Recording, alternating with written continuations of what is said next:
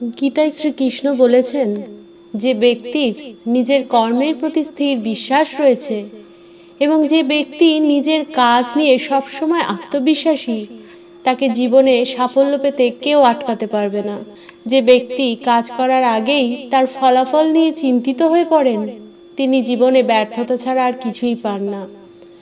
শ্রীকৃষ্ণ গীতায় বলেছেন, পরিস্থিতি যতই খারাপ হোক না কেন, মনে রাখবেন তা কখনোই বরাবর একভাবে থাকবে না। তাই খারাপ সময়েও আমাদের সাহস হারালে চলবে না। ঈশ্বর কখনোই আমাদের উপর অবিচার হতে দেন না। তিনি তাকে সেটাই দেন যে যেটার যোগ্য।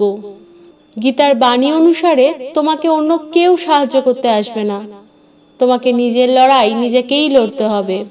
একজন মানুষ যদি পরিপূর্ণ বিশ্বাস নিয়ে কিছু কামনা করে, তবে সে একদিন না একদিন নিশ্চয়ই অর্জন করতে পারবে। এই জীবনে কোনো কিছুই চিরস্থায়ী নয়, তাই নিজের উপর অতিরিক্ত ভার নিও না। কারোর সঙ্গে পথ চললে তা না আমাদের খুশি দেবে, না লক্ষ্যে পৌঁছানোর সুখ। তাই মানুষের জীবনের পথ একা চলাই উচিত। গীতায় শ্রীকৃষ্ণের বাণী অনুসারে নিজের কর্তব্য পালন করতে কখনো ভয় পেও না, কারণ নিজের ধর্মে অটল থাকার জন্য মৃত্যুবরণ করতে হলেও তাও ভালো। তাই অন্যের ধর্ম নকল না করে নিজের ধর্মকে চেনো।